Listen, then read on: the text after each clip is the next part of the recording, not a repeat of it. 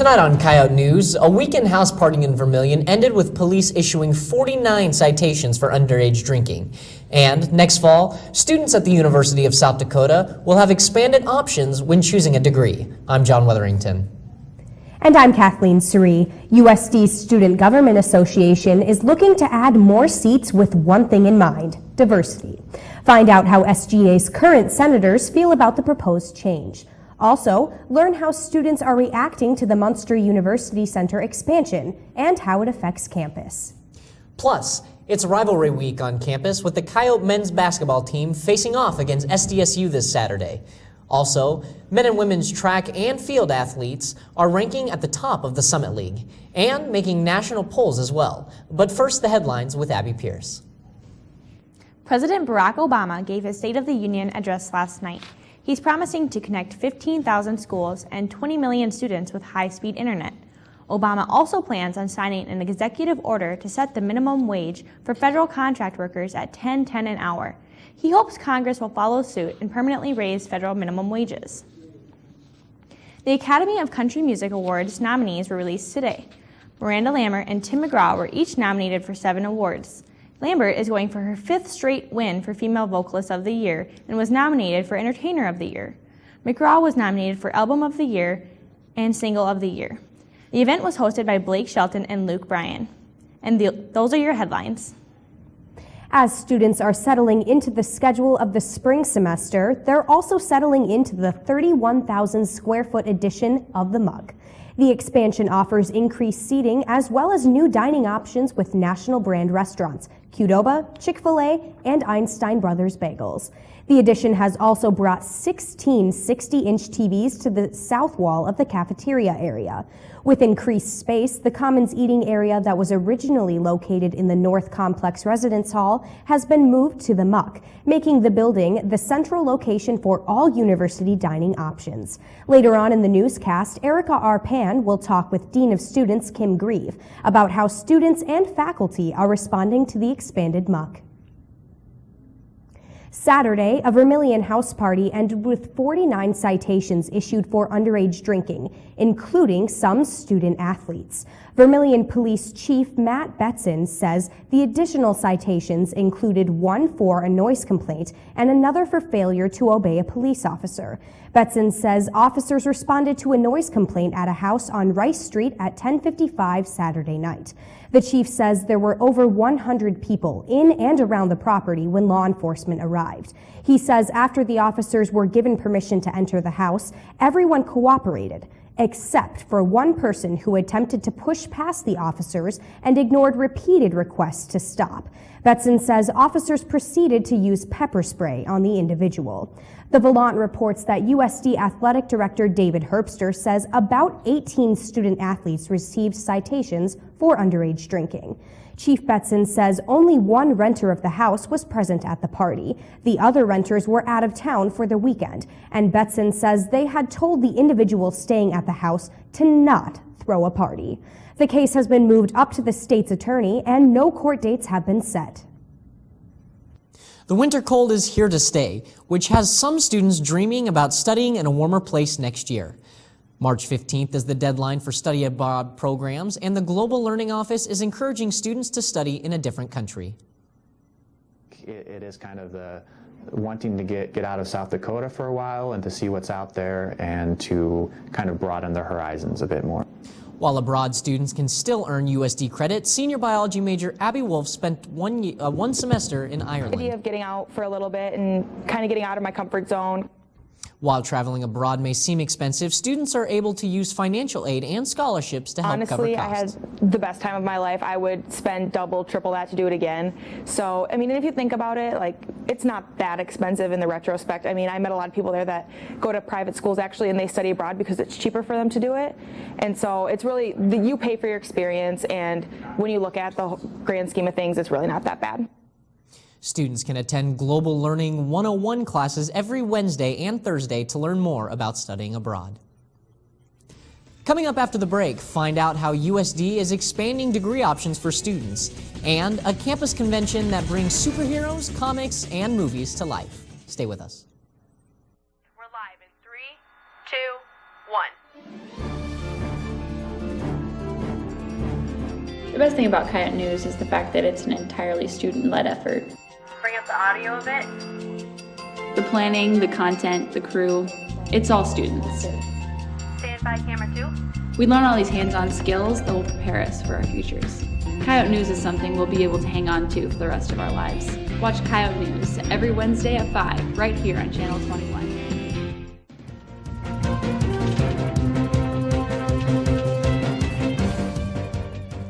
This fall, USD students will have more variety to choose from when deciding on a degree.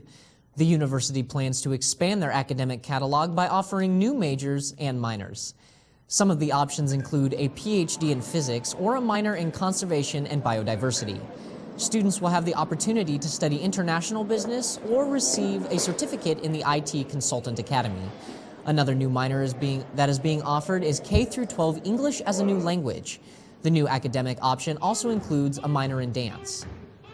There's also a new minor in social media marketing. The new programs are being added to the 2014-2015 catalog, but they are also available for current students beginning in the fall. This Friday, more than 300 healthcare students are meeting on USD's campus to prepare themselves for future catastrophes. Disaster Training Day is designed to teach future healthcare professionals how to assist their communities in the event of a disaster. Participants will become certified in core disaster life support. Students can also register with the statewide Emergency Registry of Volunteers in South Dakota. Since the beginning of 2010, there have been 12 federally declared disasters in the state, and these students will learn how to respond safely and effectively in these types of situations. Many students are aware of campus events such as concerts and comedians, but many don't know that USD hosts a convention full of comic books, games, art, and movies. Coyote News' Todd Stevens was at the 21st VerminCon event held at the Muck this past weekend. VerminCon is a convention much like Comic-Con, where people gather to play games, hold tournaments, and have fun with others from around the area. Adam Haverkamp, president of the Gaming and Mindless Entertainment Society, gives an idea of what to expect when you attend the event. We have all sorts of types of games. There's typical role-playing games like Dungeons & Dragons. We have miniature games like Warhammer 40K. We also play various types of card games such as Magic or anything else you can think of. Katarina Hamad tells us her role as the event planner of VerminCon. I was more in charge of everything else. So making sure we had hotel discounts for people that came, making sure we sent out parking information, setting up, making it look pretty. At the event, you saw people dress up in cosplay, where you dress up as your favorite character from a game or someone that you have created.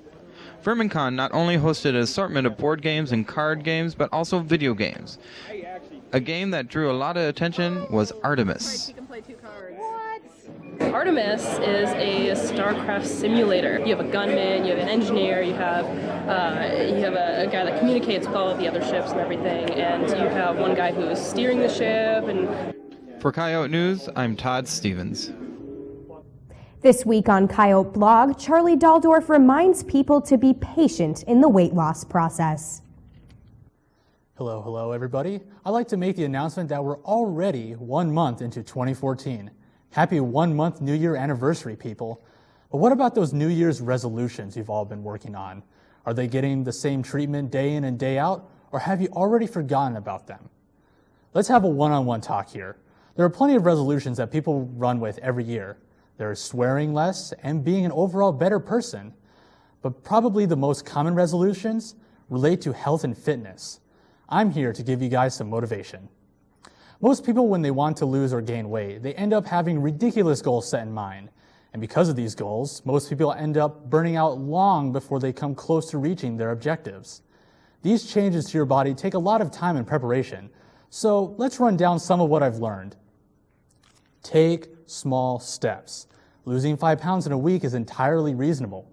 Remember to keep those calories down if you're eating on a deficit. Avoid eating carbs as much as possible. If you're bulking, the general equation is 1 gram of protein per 1 kilogram of body weight. This is where protein powder is pretty awesome. You're eating a caloric surplus, so you need to keep the protein and fat count high to make sure you keep getting gains. Lastly, don't make it torture on yourself. After a week's worth of hard work, you should reward yourself with something small. Don't eat half of an entire cake. but maybe something like a peanut butter cookie or a small cup of ice cream. And remember, people, never give up! For Coyote Blog, I'm Charlie Daldorf, and I'll see you guys next time. Coming up after the break, learn about a proposed SGA bill intended to better represent a diverse campus. Plus, find out how the Muck expansion is affecting not only students and faculty, but even plans for other university buildings. Stay tuned. Seen and heard all over campus. Faculty members know that hands-on experience now is the key to success after college. Get professional experience by participating in one of the many practicums offered. Have your voice heard on the radio. Edit a promo for a campus organization. Investigate breaking news stories for a weekly newspaper. Design advertisements for local businesses. Get involved with the CMJ department at USD and start your future now.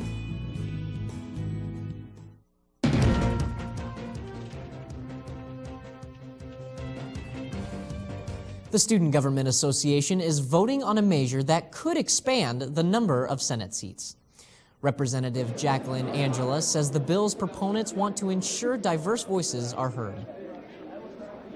Senate Bill 62, what it would do is it would add 4 new seats to the Senate, and those seats would be reserved for 10 student organizations on campus that are considered traditionally marginalized groups. It would impact SGA in particular just because it would broaden the Senate. It would be adding those 4 seats, but that bill in particular has actually gone to committee. It's gone to the Student and Internal Affairs Committee, so we won't see that bill for another week or 2 yet. Support for the bill is not unanimous. There's mixed reactions on the Senate. I couldn't say overall how people feel just because there's a lot of mix. I think overall people agree with the merit behind this bill and improving upon diversity on our campus in SGA. I think something we've looked at is to improve diversity on Senate, but also reaching out to all students, traditionally marginalized, not student organizations or just in general students. Senate Bill 62 is expected to be voted on in the next couple of weeks. With the Muck expansion complete, students and faculty are taking advantage of the new restaurants, spacious seating areas, and that massive 16-panel flat-screen TV. But this newest addition to campus is affecting more than just students and faculty. Erica R. Pan is live in the Muck with Dean of Students Kim Grieve to discuss how the new expansion is affecting the university. Erica? Thanks, Kathleen. I am live here in the Muck with Dean of Students, Dr. Kim Greaves, and we're going to talk about the expansion a little bit more. How did the expansion come about? Well, the students really needed more space, and the community needed more space to get together, and so the Muck expansion began a few years ago and was just completed in January. We just had our grand opening for students, and we had our grand opening from the community as well. And how did USD choose the restaurants that are going to be that are here? The restaurants were chosen by the students. There was a vote, and the top 3 winners were Einstein's Bagel, Qdoba, and Chick-fil-A. And are the students' meal plans going to be changed to accommodate the new places to eat here? Yes, in the fall there'll be 5 choices for a meal plan instead of the 3 choices to allow for more flex dollars, especially for our freshmen. All right, thanks for being with us. Thank you. That was Dr. Kim Greaves. I'm live in the Muck. I'm Erica Arpan. Thanks, Erica. A man who ran a tax refund scam with several former members of the University of South Dakota football team has been sentenced. The U.S. Attorney's Office says 23-year-old Charlie Frank Adams was sentenced to 4.5 years for conspiracy to defraud the government and aggravated identity theft. Adams and 10 others were indicted on those charges, and Adams earlier pleaded guilty. He was also ordered to pay the IRS and identity theft victims nearly $422,000.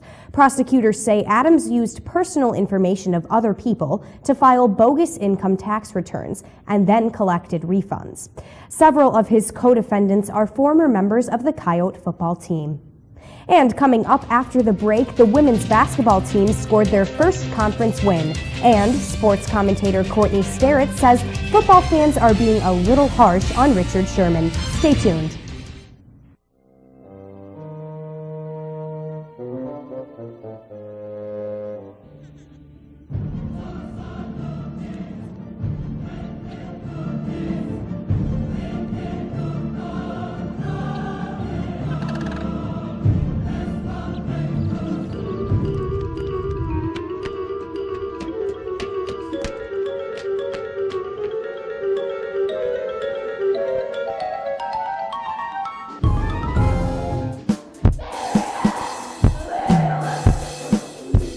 not getting your message across clearly? Contact Coyote Creative for all your promotional needs.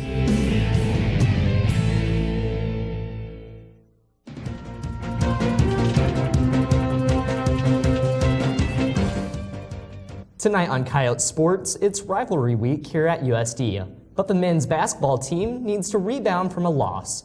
And sports commentator Courtney Sterrett takes on those who are hating on Richard Sherman.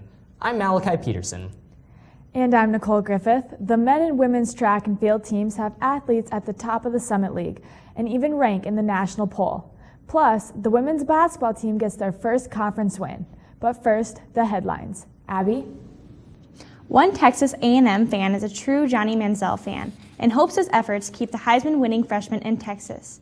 Tony Busby, an attorney and Texas A&M regent, had made a headboard that reads, "Keep Johnny Football in Texas." The billboard contains a link to a website which features an altered photograph of Manziel in a Texans jersey and contains a petition to convince Texans owner Bob McNair to draft Manziel. With the trade rumors circling Carmelo Anthony of the New York Knicks, his wife Lala is coming to his aid, saying that her husband will definitely re-sign with the Knicks this summer. Anthony is a free agent to be and can receive $129 million over 5 years if he re-signs with the Knicks, or a maximum of $96 million over 4 years with another team. After 13 years, former New York Yankees strength and conditioning coach Jeff Mangold has decided to give a Dallas-based auction house a piece of the broken bat that pitcher Roger Clemens threw at New York Mets catcher Mike Piazza in the 2000 World Series. Bidding on the bat opened last week and currently sits at more than $4,000. However, the auction house says the winning price could top $10,000 by the time the live auction begins on February 22nd. And that's a look at what's new in sports. The men's basketball team came up short Saturday, falling 77-73 to the Omaha Mavericks. The Coyotes led at halftime and had a chance to take the lead with 7 seconds left, but missed a three-pointer. Trevor Bruce had a team-high 16 points and grabbed the only 2 offensive rebounds the Coyotes would get against the Mavs. The Coyotes return to the Dakota Dome for Rivalry Week, hosting North Dakota State tomorrow night and South Dakota State on Saturday.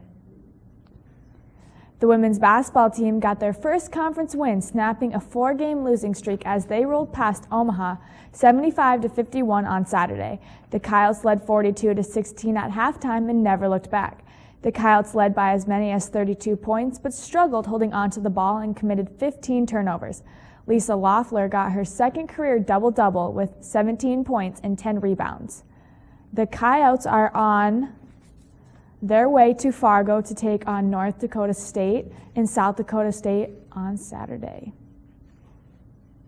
Sometimes they show up in superhero gear, and sometimes in their pajamas. But the Coyote Crazies have done a pretty good job of filling the student stands at home games this year. Coyote News' Taylor Moore is in the muck with Coyote Crazies member Rochelle Norberg to talk about Rivalry Week. Thanks, Malachi. I'm here live in the muck with the head of opponent research for the Coyote Crazies, Landon Norberg. Thank you so much for coming. Thank you for having me very much. Absolutely. So with the student culture here at USD, there's been a divide with the sports culture in the past. What are some of the things that the Coyote Crazies are doing to make sure that those lines have been merged? Well, the big thing was there's a lot of miscommunication about even when the games were in the past. And I know last year as a freshman I saw this problem, and then I came on the board this year, and we've done things like sending out emails to anybody that wants to sign up on our email list to let them know what's going on in the week, and holding pep rallies here in the muck like there will be this Friday at noon to kind of get the fans encouraged to go to the games, such as the one this Saturday. Absolutely. Now, there's also been a high increase of students actually attending a lot of the sporting events here. What are some of those things that you guys have done to make sure that we keep the morale up at games and making sure that we have students stay?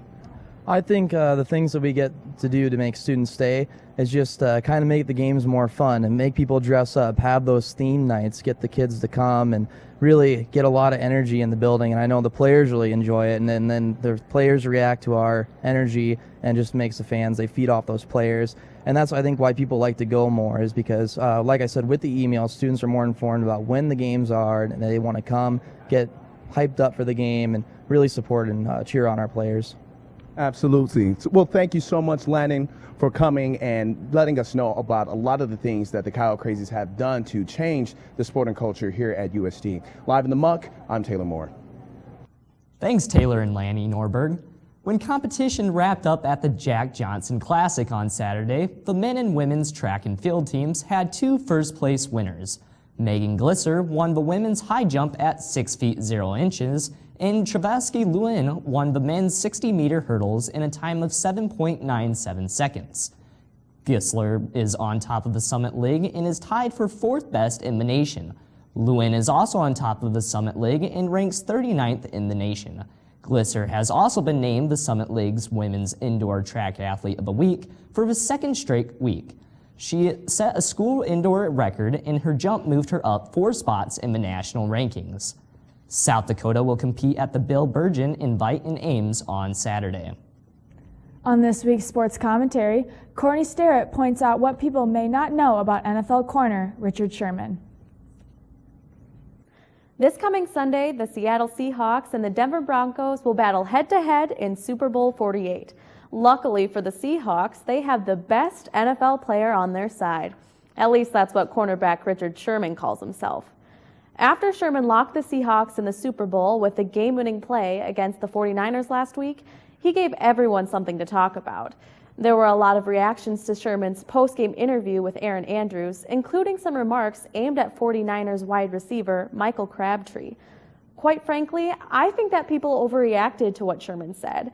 So what if he called himself the best? Doesn't every athlete have confidence in themselves? Plus, he did secure the Seahawks to play on February 2nd, which is the Super Bowl, not just another playoff game. And for those of you thinking that Crabtree should stop talking about Sherman, they have a rivalry. What else would you expect between the players that have a history? I'm sure if the roles were reversed, Crabtree would have a few choice things to say as well. In another interview on CNN, Sherman said that he and Crabtree had a run-in this past summer. Insults were exchanged, but Sherman said he would leave it on the field, and that's exactly what he did. Not only did he show it, but he succeeded. Some people took it too far on social media when they started throwing racial slurs into the mix about Sherman. Was his interview really that bad for him to deserve that? Everything Sherman said came from pure adrenaline. He probably didn't even realize what he was saying when the words left his mouth. If you were going to the Super Bowl, I bet you wouldn't be able to contain yourself either. Many of you may disagree with Sherman, but I'm cheering for him. He was a scholar athlete in high school, went on to be an All-American player at Stanford University, and he was in the 5th round draft pick in 2011. His career has grown so much since he started playing for the Seahawks, so he has the right to say what's on his mind. Richard Sherman has definitely earned it, and that goes for the rest of the Seahawks out there too, fan or player. For Coyote Sports, I'm Courtney Sterrett. Thanks, Courtney. And after the break, we'll hear what you have to say about the Muck expansion, and check out the premiere of Coyote News, Chuck in the Muck. Stay with us. Climbing's awesome because it's challenging, both mentally and physically. Climbing's great because I feel like Spider-Man.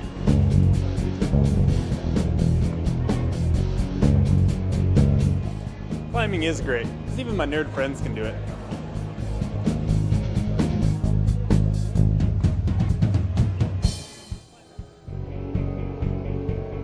Climbing's awesome because there's always someone who has your back.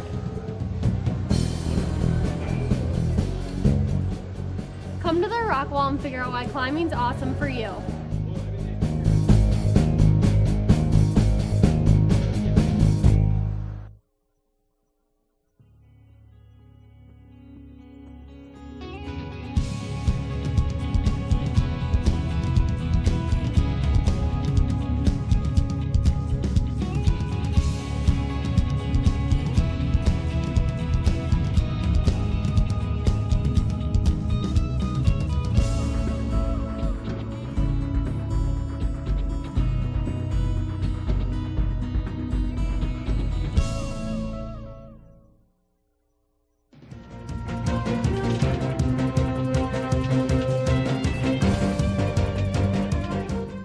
After months of construction, boarded up windows, and rising anticipation, the Muck expansion is finally complete.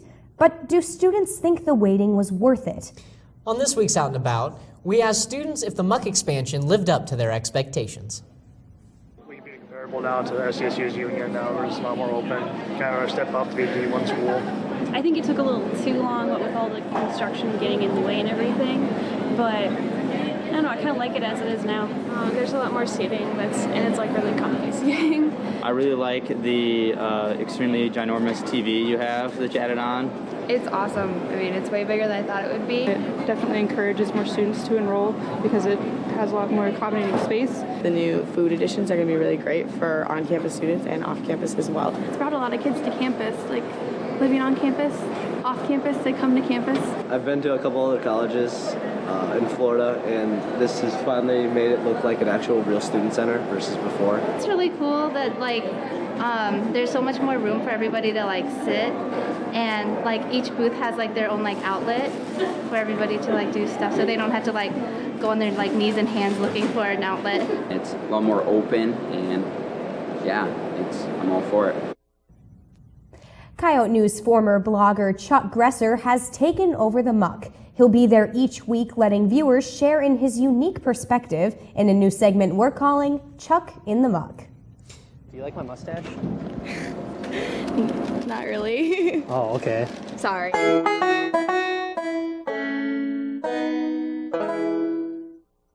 like it on you.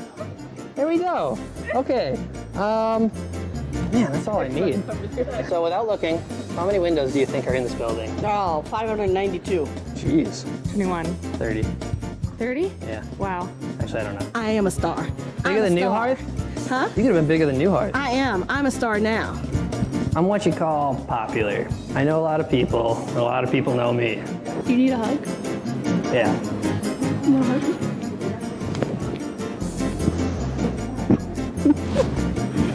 Whatever.